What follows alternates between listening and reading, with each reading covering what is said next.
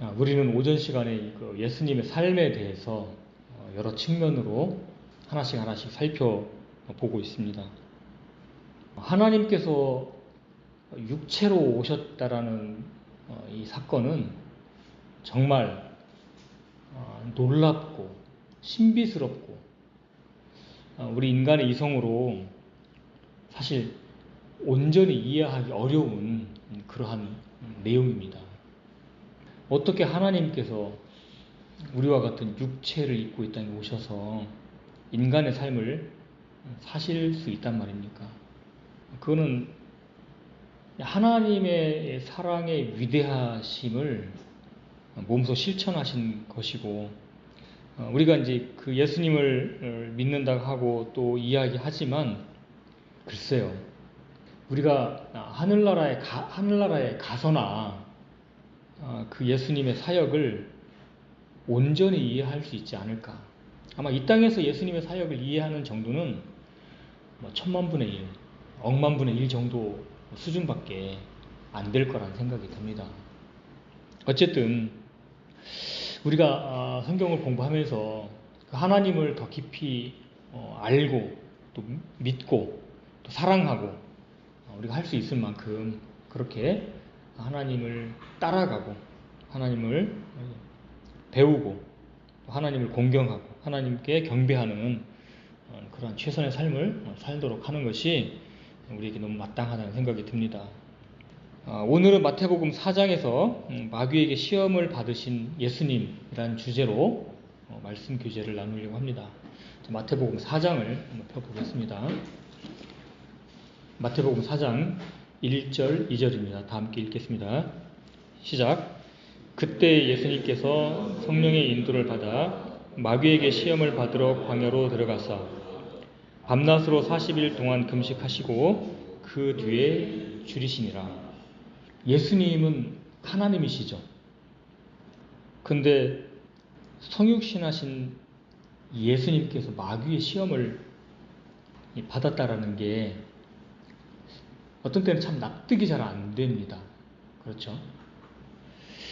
이 세상에 태어난 모든 사람은 예외 없이 마귀의 시험을 받는 것 같습니다.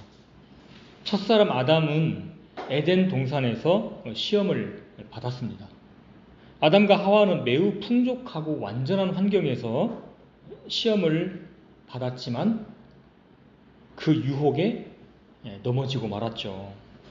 반면에 마지막 아담이신 예수님은 매우 악조건에서 시험을 받으셨습니다. 방금 우리가 읽은 것처럼 40일 동안 금식하신 후에 시험을 받으셨습니다.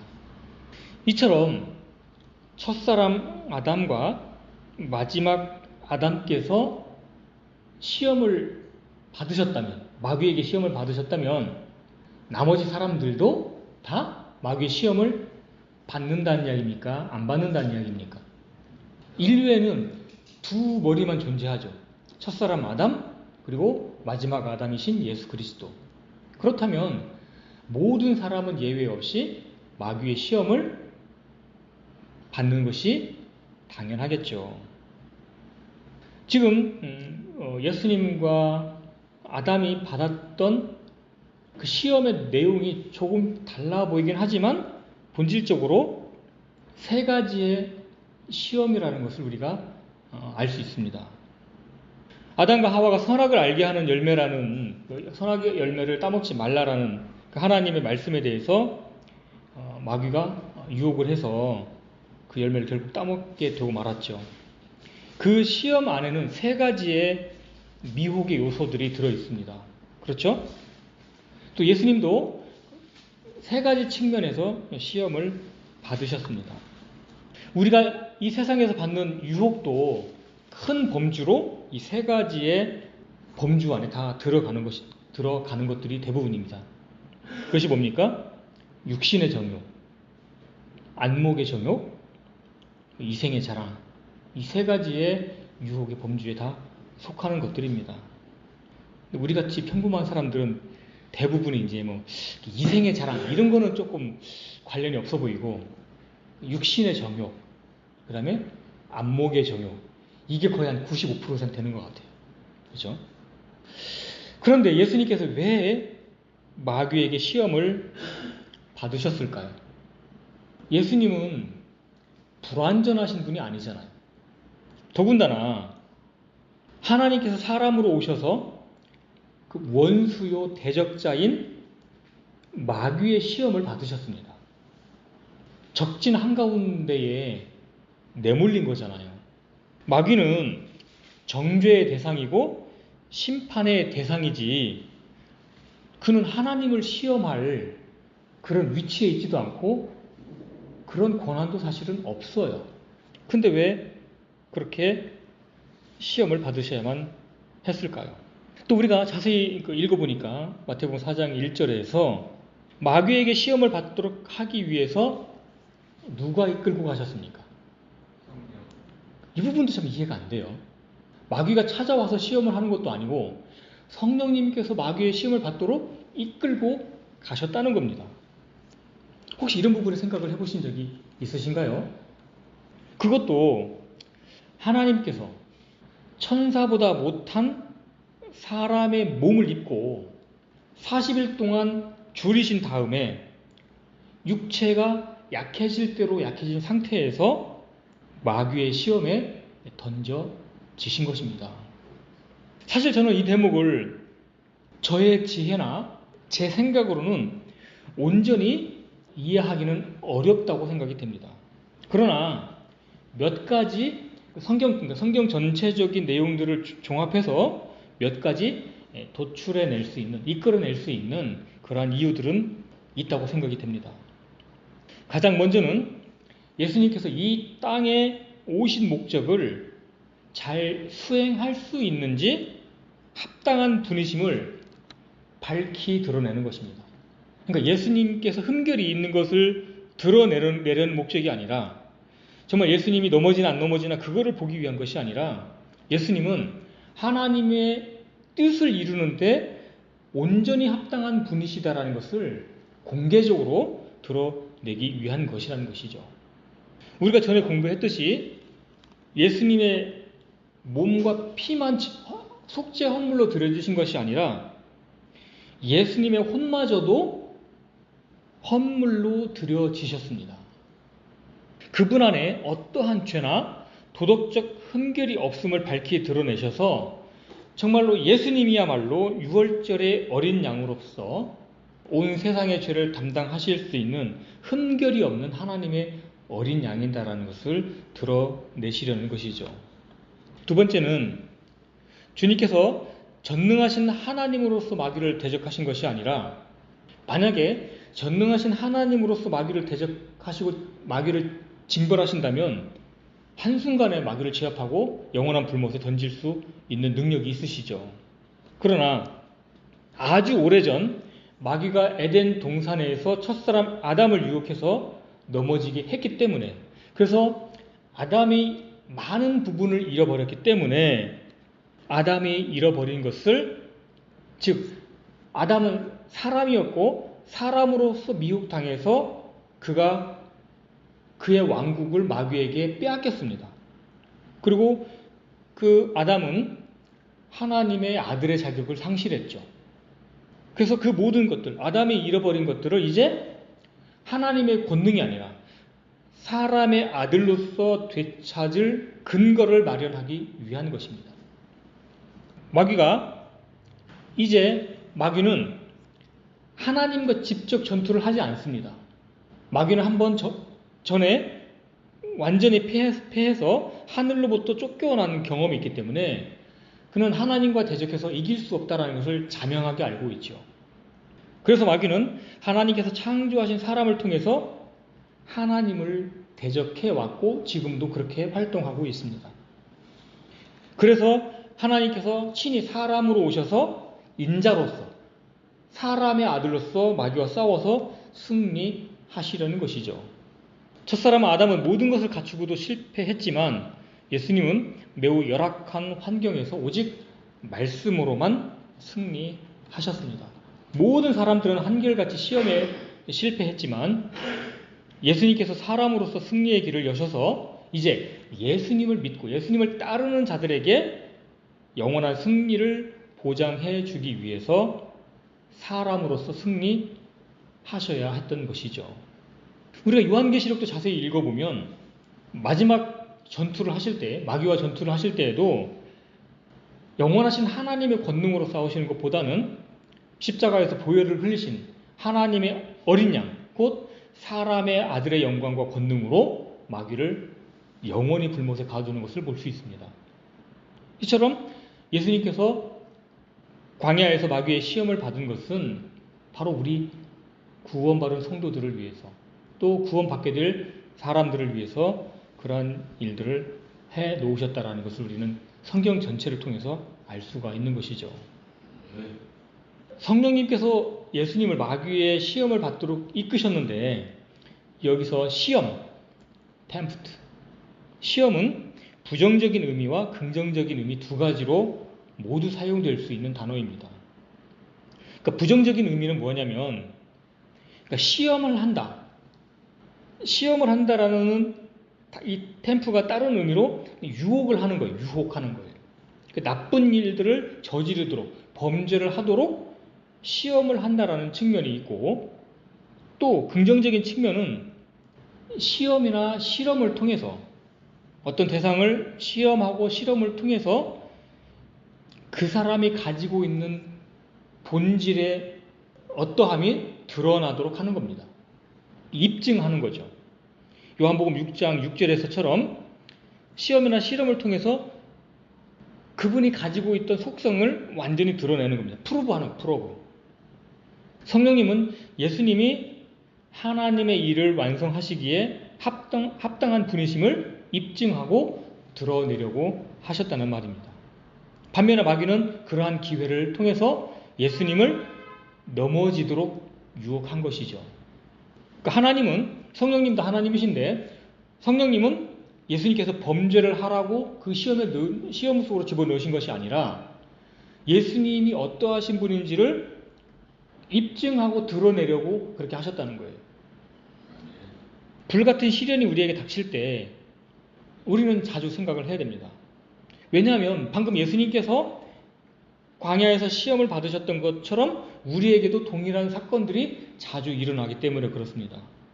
하나님께서는 우리의 믿음을 시험하시려고 어떤 어려운 상황 속에 들어가게 하시는데, 오히려 그 상황 속에서 우리는 믿음을 드러내기보다는 마귀의 유혹을 받아서 실족할 때가 있다는 겁니다. 하나님은 그 누구도 악으로 시험하시는 분이 아니죠. 야고보서에 나와 있는 것처럼 절대로 하나님은 우리를 범죄하도록 유혹하시거나 우리를 그런 가운데 떨어뜨리는 분이 아닙니다. 다만 그런 상황 속에서 우리의 믿음이 없거나 형편과 타협을 하면서 죄악에 빠지거나 넘어지는 것뿐이에요. 하나님은 한 번도 우리를 악의 구렁텅이에 밀어 넣으시는 분이 아닙니다. 그래서 우리는 불같은 시련이 우리에게 닥칠 때 우리는 존귀하신 예수님께서 마귀에게 시험 받으신 사건을 통해서 예수님이 받으신 그 인내와 또 시련과 또 마귀를 대적하셨던 방법들을 우리 안으로 가져와서 우리도 그러한 시련들을 능히 승리해내야 하는 것입니다. 우리가 이 대목에서 한 가지 조금 짚고 넘어가야 될 내용이 있습니다. 자, 예수님께서 마귀의 시험, 마귀의 유혹을 받으셨는데 예수님께서 우리와 같은 육체를 입고 계셨기 때문에 죄를 범하실 수 있었을까요? 없었을까요? 없습니다. 만약 죄를 범하실 수 없다라고 답변한다면, 과연 그렇다면 그것이 진정한 시험이 될 수 있을까요? 이런 질문을 우리가 받을 수 있겠죠. 반대로 죄를 범하실 수 있었다라고 말을 한다면 어떻게 성육신하신 하나님께서 죄를 범하실 수 있겠는가? 또 이러한 물음에 우리는 직면하게 될 것입니다. 여러분들은 어떻게 생각을 하십니까? 우리는 성경을 공부할 때 한 부분에만 집착해서 문제를 풀려고 해서는 안 됩니다. 성경 전체를 구석구석 살펴서 이 문제에 대한 답을 찾아야 되는 것이죠. 우리가 창세기부터 요한계시록까지 성경을 읽었을 때 예수님께서 죄를 범할 가능성이나 그분의 인격이 어떤 문제가 있다는 암시를 받은 구절이 있나요? 아마 없을 겁니다. 그리고 우리가 먼저 깊이 생각해야 될 점은 예수 그리스도께서는 하나님이십니다. 예수님께서 하나님이실진데 죄를 범하실 수 있다라고 생각하는 것 자체가 신성모독에 해당되겠죠. 물론 예수님은 참 인간이십니다. 그래서 어떤 사람들은 예수님께서 하나님으로서가 아니라 인간으로서 죄를 범할 수 있을 가능성이 있었다라고 주장을 하는 사람이 종종 있습니다. 그러나 예수님은 참 하나님이시면서 동시에 참 인간이신 분으로 인간으로서의 인격이 따로 있고 하나님으로서의 인격이 따로 있는 것이 아니라 참 인간과 참 하나님이 하나의 인격 안으로 존재하신다는 거예요. 우리가 그것을 이성으로 온전히 이해할 수 없지만 예수님은 인간으로서의 인격이 따로 있고 하나님으로서의 인격이 따로 있는 것이 아니라는 거예요. 예수님의 혼은 하나님의 혼이고 동일한 분이라는 것이죠. 예수님은 영원 전부터 영원 후까지 어제나 오늘이나 영원토록 동일하신 분이십니다. 사도 바울은 예수님은 죄를 알지 못했다고 기록하고 있습니다. 베드로는 그분께서 죄를 전혀 짓지 않았다고 이야기했습니다.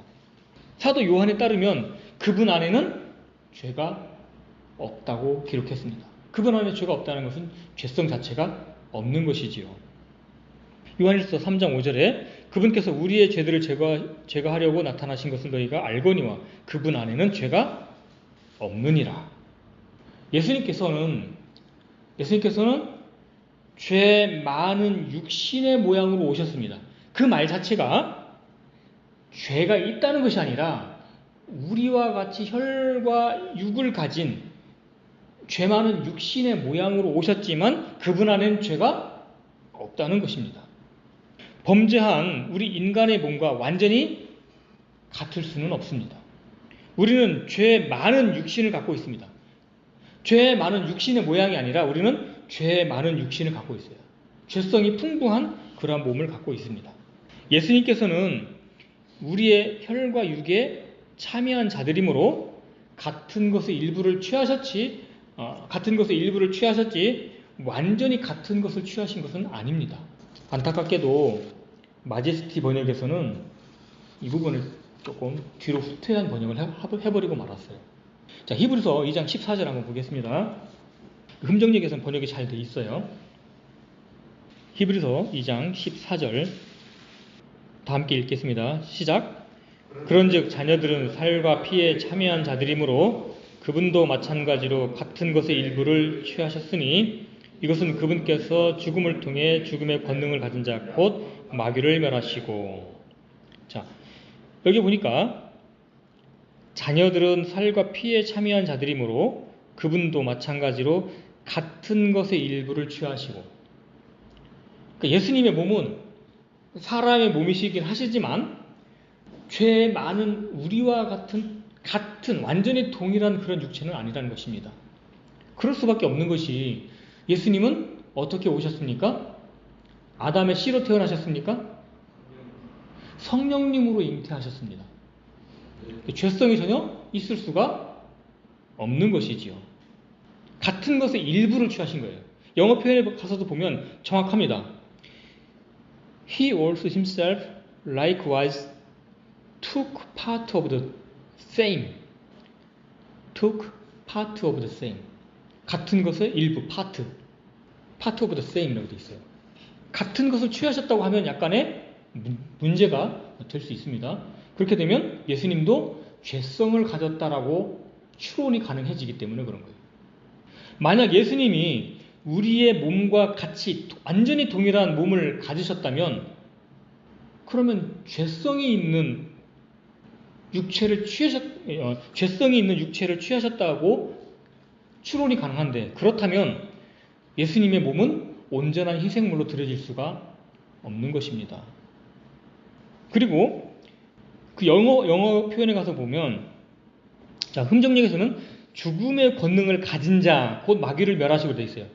그 죽음의 권능을 가진 자, 현재형으로 번역이 되어 있는데 이 부분은 조금 미스되어 있는 겁니다. 영어 표현에 가서 보시면 that had the power of death, had라고 되어 있어요. had. 과거에 마귀는 가졌었습니다. 죽음의 권능을 가졌어요. had. 지금은 그 권능이 누구에게 있습니까? 예수님께 있는 거예요. 죽음의 권능을 가졌던, 그렇게 해야 됩니다.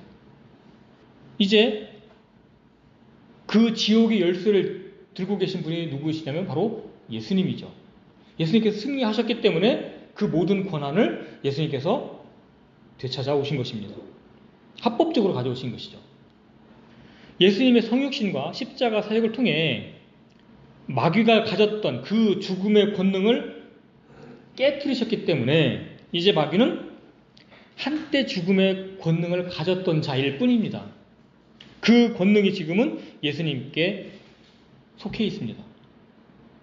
예수님께서 외부로부터 마귀의 시험을 받을 수는 있지만 우리처럼 예수님은 주님 자신의 내부로부터 오는 시험을 결코 받으실 수 없는 분입니다. 그분에게는 죄성이 전혀 없기 때문에 그렇죠. 그분 안에는 어떠한 죄악된 욕망이나 정욕이 일어날 수 없습니다. 왜냐하면 그분 안에는 죄성이 없기 때문에 그렇습니다. 아까도 말씀드렸던 것처럼 예수님은 성령님으로 말미암아 잉태되셨고 아담의 피나 아담의 씨를 물려받은 것이 아니기 때문에 그렇습니다. 예수님은 주님께서 친히 말씀하셨던 것처럼 하늘로부터 직접 오신 분입니다. 이렇듯 예수님께서 죄를 범하실 수 없음에도 불구하고 시험과 유혹은 매우 실제적이고 강력한 것들이었습니다.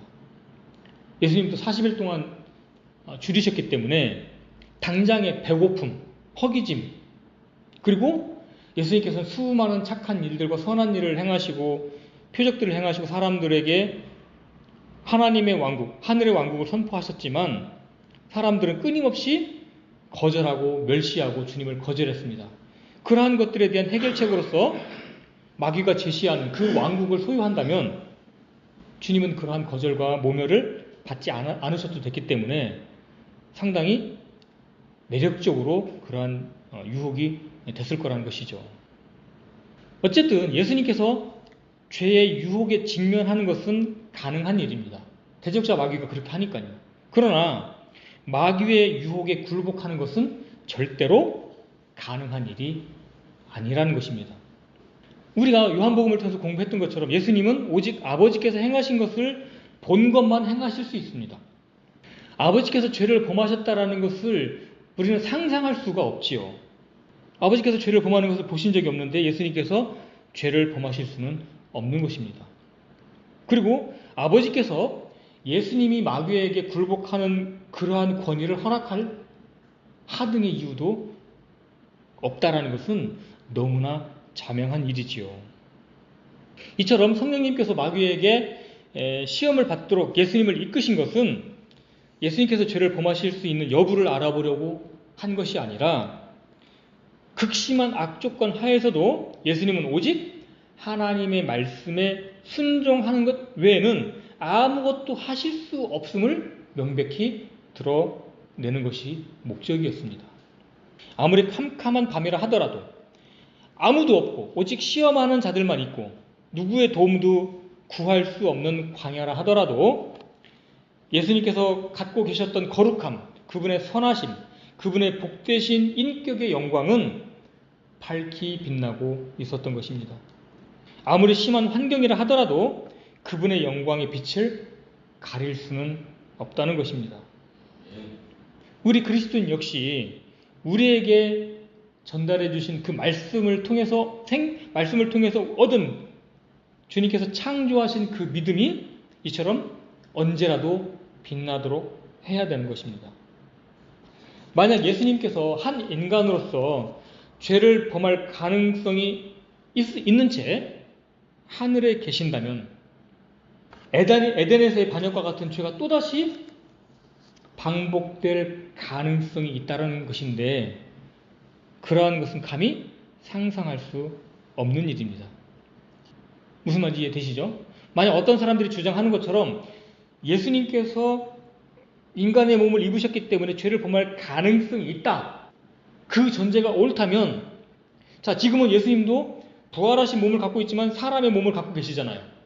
그럼 사람의 몸을 갖고 계시면 범죄할 가능성이 있다라는 것을 열어두는 건데, 우리가 하늘나라에서 그러한 것이 다시 일어날 거라고 상상하는 게 말이 되지 않는다는 이야기입니다. 감히 상상할 수 없는 일이죠. 그래서 예수님께서 인성을 취하신 분으로서 죄를 범할 가능성이 있다라고 추론하는 것은 성경의 진리를 오해했거나 잘못된 사상에 오염되어 있는 사상인 것이죠.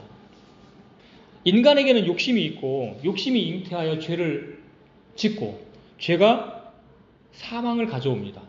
반면에 예수님 안에는 범죄한 후손에게 있는 죄성이나 욕심이 전혀 없습니다. 그렇기 때문에 결코 예수님은 죄를 범할 가능성이 없다는 것입니다. 자, 2절, 마태복음 4장 2절. 밤낮으로 40일 동안 금식하고 그 뒤에 줄이시니라. 40은 성경에서 시험의 기간으로 자주 등장을 합니다. 그렇죠? 모세는 40일 동안 시내산에서 밤낮으로 주와 함께 있으면서 빵과 물을 먹지 않았습니다. 이 기간 동안에 이스라엘 백성들은 우상 숭배와 음행에 빠졌지요. 그 40일을 견디지 못하고 범죄하고 말았습니다. 이스라엘 백성들은 광야에서 40년 동안 시험을 받았고 그들은 그 시험에 실패해서 광야에 다 쓰러졌습니다. 엘리야는 밤낮으로 40일 동안 이동하는 그런 일들이 있었죠. 그래서 그 40일 동안 이동하면서 그는 하나님의 산 호렙에 이르렀습니다. 이처럼 40은 성경에서 시험의 기간으로 자주 등장을 합니다. 방금 말씀드렸던 모세와 엘리야는 주님의 재림과 매우 연관이 높은 사람들이죠. 그래서 계시록에 나오는 두 증인이 아마도 모세와 엘리야로 다시 나올 거다. 모세와 엘리야가 다시 대환란 때 등장을 할 거라고 우리가 성경 해석을 그렇게 많이 하죠. 또 그렇게 볼 수 있는 이유가 마태복음 17장에서 변화산이 등장을 하는데 그 변화산에서 주님은 모세와 엘리야와 대화를 나누는 모습을 우리가 성경에서 읽을 수 있습니다. 모세는 적그리스도의 예표인 파라오와 대면했고 엘리야는 아합과 대면해서 이야기를 했고 예수님은 헤롯과 대면했습니다. 이처럼 모세와 엘리야, 주님의 사역에 있어서 재림과 밀접한 부분을 연결해낼 수가 있죠. 자, 4장 3절, 4절입니다.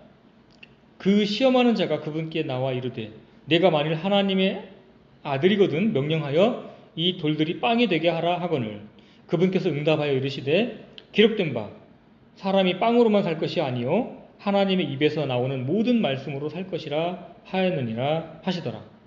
마귀가 내가 만일 하나님의 아들이거든 그렇게 이야기를 했습니다. 마귀는 지금 예수님이 하나님의 아들이라는 것을 의심하기 때문에 만일에라고 그렇게 말을 한 것이 아니라고 저는 봅니다. if가 조건절만 이야기하는 것이 아니라 확정적 사실을 말할 때도 if를 쓰는 경우도 있습니다. 즉, 네가 하나님의 아들일진데 돌들을 빵이 되게 하라 라고 유혹하는 것이죠. 오히려 하나님의 아들의 권능을 사용해서 너 빵을 만들 수 있잖아 그렇게 말을 하는 겁니다. 그렇게 유혹을 하는 겁니다. 늘 마귀의 속삭임은 이렇게 나타납니다. 전혀 진리가 아닌 것을 말하는 것이 아니라 마땅한 진리를 전제로 말하면서 그렇게 참된 진리를 먼저 말을 하고 그 자신이 제시한 그 말씀에 근거해서 또 다른 말씀을 거역하게 만드는 역할을 마귀가 하는 것이죠. 이러한 술책에 넘어진 사람들이 얼마나 많습니까? 오늘날 신천지라든지 안식교와 같이 그들이 전도하면서 던지는 내용들은 성경의 진리와 굉장히 일치하는 것들이 많습니다. 특히 안식교회에서 전하는 내용들은 앞부분은 굉장히 다 옳은 이야기들입니다. 그런데 후반으로 가면 성경을 왜곡합니다. 신천지들도 마찬가지죠. 마귀는 늘 그런 식으로 역사를 합니다.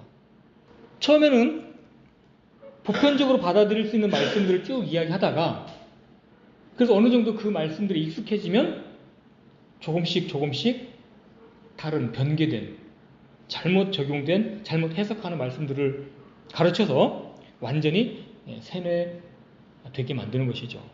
마귀의 역사는 에덴에서나 2000년 전이나 지금이나 동일하게 일을 합니다. 비슷하게 일을 합니다. 육신의 배고픔은 채워야 됩니다. 그렇죠? 배고프면 밥을 먹어야죠. 안 먹으면 죽으니까 먹긴 먹어야 됩니다. 그러나 영적인 생명이나 또 하나님께서 우리에게 주시는 상급이나 상속 유업을 이용해서 육신의 필요를 채우는 것은 한 조각의 음식의 장자권을 판 에서와 같이 속된 것입니다. 그래서 우리는 분별을 할 줄 알아야 되는 거예요. 오늘날에도 자신의 욕구를 채우기 위해서는 살지만 하나님의 왕국과 그분의 의를 구하는 것보다 자신의 육신의 안락함을 위해서 하나님의 것을 포기하는 사람들이 얼마나 많은지 모릅니다. 사탄은 성도들의 귀에 지혜로운 말로 속삭입니다. 꼭 그렇게 살아야 되겠어? 지금 안 해도 되잖아. 그러한 마귀의 속삭임에 여러분들은 예수님께서 정확히 말씀으로 대적하셨던 것처럼 우리도 그렇게 살아야 되는 것이죠. 사람이 빵으로만 살 것이 아니요 하나님의 입에서 나오는 모든 말씀으로 살 것이라. 빵으로만 사는 사람은 어리석은 사람입니다. 빵이 필요 없다는 얘기를 말씀드리는 게 아니에요. 빵은 육체의 생명을 위해서 반드시 필요합니다. 그러나 그 육체의 생명에 필요로 하는 그 빵이 영적 생명이 될 수는 없잖아요. 하나님의 말씀만이 우리의 영과 혼에 필요한 영적 양식입니다. 그래서 우리는 영과 혼과 몸에 필요한 영양소를 골고루 섭취해야 되는 것이죠. 나머지 시간이 많이 됐는데요. 나머지도 한번 쭉 읽고 정리를 하도록 하겠습니다. 마태복음 4장 5절로 11절까지 제가 읽겠습니다. 이에 마귀가 그분을 데리고 거룩한 도시로 올라가 성전 꼭대기에 그분을 세우고 그분께 이르되 네가 만일 하나님의 아들이거든 뛰어내리라. 기록된 바 그분께서 자신의 천사들에게 너에 관한 책무를 주시리니 그들이 자기 손으로 너를 받들어 언제라도 내 발이 돌에 부딪히지 아니하게 하리로다 하였느니라 하매 예수님께서 그에게 이르시되 기록된 바 너는 주 내 하나님을 시험하지 말라 하였느니라 하시더라. 마귀가 다시 그분을 데리고 심히 높은 곳으로 올라가 세상의 모든 왕국들과 그것들의 영광을 그분께 보여주며 그분께 이르되 내가 만일 엎드려 내게 경배하면 내가 이 모든 것을 내게 주리라 하며 이에 예수님께서 그에게 이르시되 사탄아 너는 여기서 물러가라. 기록된 바 너는 주 내 하나님께 경배하고 오직 그분만을 섬길지니라 하였느니라 하시더라. 이에 마귀가 그분을 떠나고 보라 천사들이 와서 그분을 섬기니라. 방금 읽었던 우리 4절 5절에서 마귀는 예수님을 거룩한 도시로 데리고 가서 성전 꼭대기에 그분을 세우시고 뛰어내리라고 도발합니다. 천사들이 너를 받들어 언제라도 내 발이 돌에 부딪히지 않게 하리라 라고 예수님을 속이죠. 자, 우리가 여기서 주목해야 될 포인트가 있습니다. 주목해서 봐야 될 내용이 있습니다. 자, 마귀는 예수님을 유혹할 때도 하나님의 말씀을 인용했죠. 이처럼 마귀는 누군가를 시험할 때 전혀 엉뚱하거나 말도 안 되는 걸 가지고 시험하지 않는다는 겁니다. 매우 비슷하거나 굉장히 닮은 것을 가지고 와서 속삭인다는 것입니다. 우리가 다 열어서 살펴보지 않겠지만 창세기 3장에서도 마귀는 하나님의 말씀을 약간 바꾸거나 빼거나 약간 더해서 혼란을 가져와서 속였습니다. 자, 방금 읽었던 이 마태복음에서는 어떻습니까? 마태복음에서도 마귀는 살며시 몇 단어를 바꾸었다라는 것을 우리는 알 수 있습니다. 6절에서 마귀가 인용한 구절은 시편 91편 11절입니다. 자, 빠르게 보겠습니다. 시편 91편 한번 펴보세요. 시편 91편 11절 다 함께 읽겠습니다. 시작. 그분께서 자신의 천사들에게 너에 대한 책무를 주사 내 모든 길에서 너를 지키게 하시리라. 자, 무슨 단어가 바뀌었습니까? 마귀는 내 모든 길에서를 언제라도 그렇게 바꾸어서 적용을 했습니다. 즉 예수님의 지상 재림에 해당하는 내용을 초림에 적용해서 초림 때라도 그 말씀이 적용될 수 있도록 언제라도라고 바꿔버린 것이죠. 이처럼 사탄은 성경 기록을 자기 마음대로 짜맞추거나 바꾸거나 변개시켜서 적용을 합니다. 인용한 성경 구절에 합당한 때가 아니라 자기 임의대로 짜맞춰서 적용하려는 것이죠. 그러니까 성경은 우리에게 뭐라고 명령하십니까? 진리의 말씀을 올바로 나누어 공부하라. 올바로 나누어 공부하라고 했습니다. 근데 마귀는 이 말을 교묘하게 바꿔서, 이 말씀을 교묘하게 바꿔서 언제라도, 그러니까 초림 때든 재림 때든 언제라도 네가 뛰어내리면 그렇게 속삭이는 거예요. 그렇게 속이는 겁니다. 그리고 당장의 필요 때문에 만일 예수님께서 마귀의 말을 듣고 시험에 무너졌다면, 만약 마귀에게 경배했다면 과연 마귀는 예수님께 자신의 왕국을 넘겨주었을까요? 안 넘겨줬을까요? 마귀는 거짓말쟁이입니다. 창세기 3장에서 에덴의 사건을 우리는 기억하죠. 마귀는 아담과 하와를 속여서 신들처럼 될 거라고 속였습니다. 근데 아담과 하와가 선악과를 따먹은 뒤에 신들처럼 됐습니까? 안 됐습니까? 안 됐죠. 그리고 아담과 하와가 범죄했을 때 하나님 앞에서 내가 시켜서 했습니다라고 아담과 하와를 변호해 주던가요? 속인 다음에 마귀는 사라졌습니다. 그리고 아담과 하와를 송사하죠. 마귀는 늘 그렇습니다. 이렇게 성도들이 마귀에게 속아 범죄하면 마귀는 그 범죄한 사실을 들고 가서 하나님 앞에서 우리를 고소합니다. 그리고 우리를 재판에 넘기려고 한다는 것입니다. 그래서 우리는 마귀에게 속는 것이 얼마나 어리석은 것인지를 깊이 생각을 해야 돼요. 마귀는 결코 우리를 변호해주거나 우리를 위해서 중보할 수도 없고 하지도 않습니다. 그리고 예수님께서 이루실 왕국은 마귀 따위에 의존해서 세우실 그런 왕국이 결코 아니에요. 주님은 주님의 뜻과 목적에 맞게 합당한 때에 그분의 왕국을 그분의 능력으로 세우실 수 있는 분입니다. 그렇죠? 마귀에게 경배해가지고 왕국을 세운다? 주님은 그런 분이 절대 아니라는 것입니다. 그리고 경륜적으로 하나님의 경륜에 따라서 예수님께서 계셨던 그 당시에 그 왕국은 주님의 왕국이 아니었죠. 자, 요한복음 한번 보겠습니다. 요한복음 18장 36절. 요한복음 18장 36절. 예수께서 대답하시되 내 왕국은 이 세상에 속하지 아니하니라. 만일 내 왕국이 이 세상에 속하였더라면 내 종들이 싸워서 나를 유대인들에게 넘겨주지 아니하였으리라. 그러나 지금은 내 왕국이 여기에서 나지 아니하니라 하시니라. 예수님께서 살아계신 이 땅에 성육신에서 오셨을 그 당시에는 이 세상은 주님의 왕국이 아니었습니다.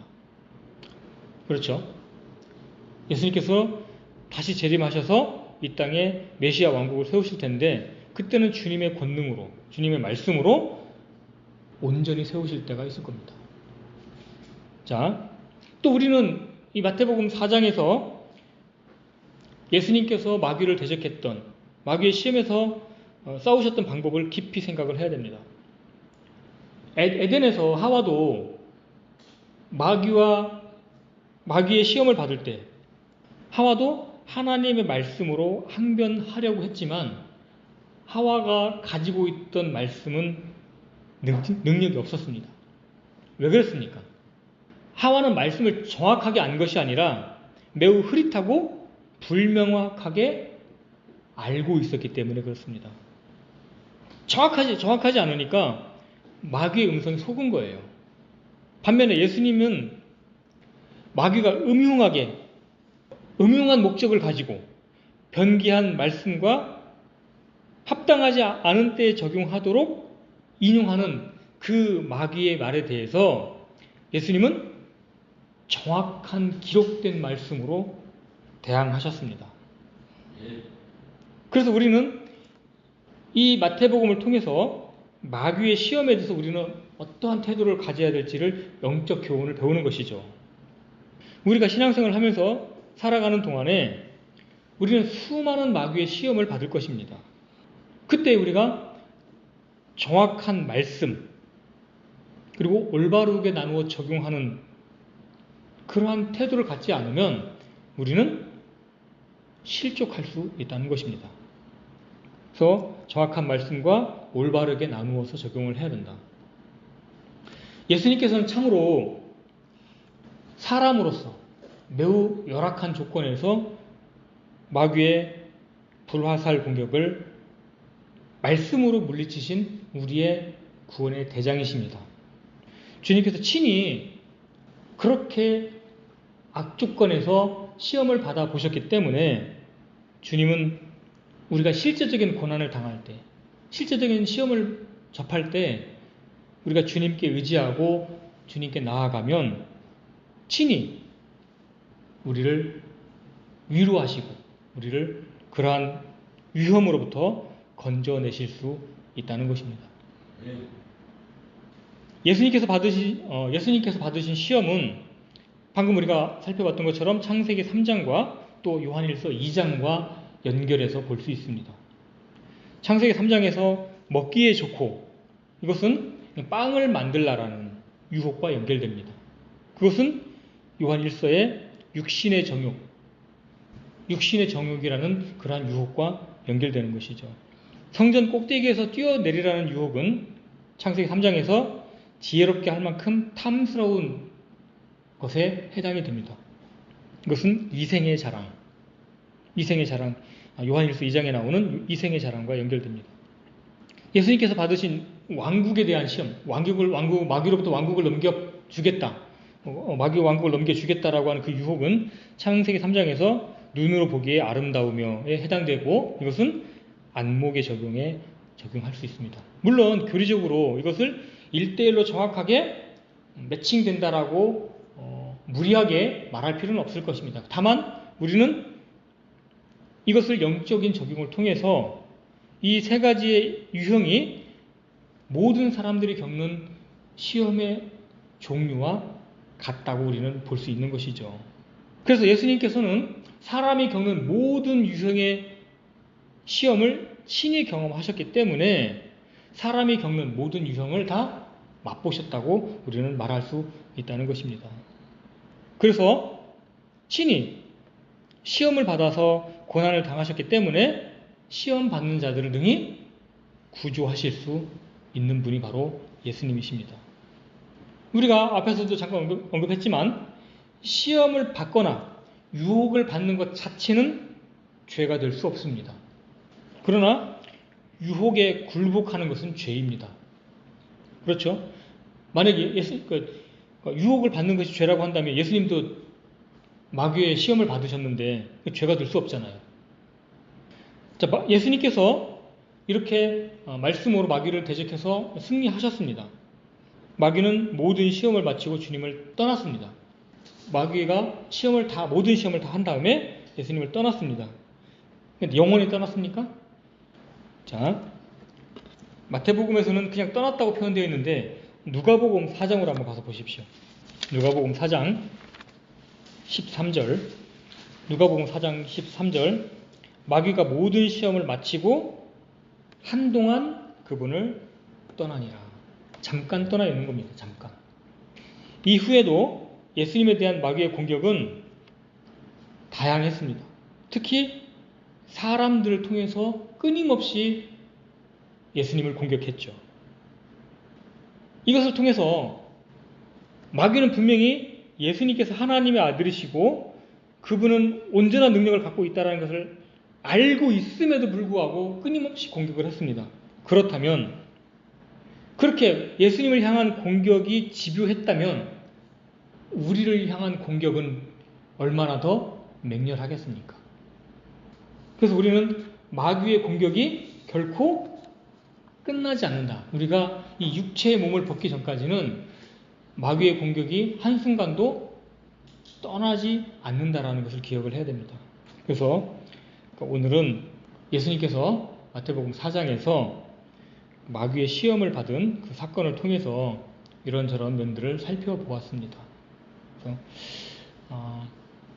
그래서 우리가 시험을 받거나 고난에 처했을 때 예수님께서 참 인간으로서, 참 사람으로서 마귀와 어떻게 대항하셨는지, 어떻게 마귀를 물리치셨는지 우리 분명히 기억을 해야 됩니다. 마귀는 우리의 능력으로 결코 물리칠 수 없습니다. 오직 기록된 하나님의 말씀으로만 물리칠 수 있습니다. 이상 마치겠습니다.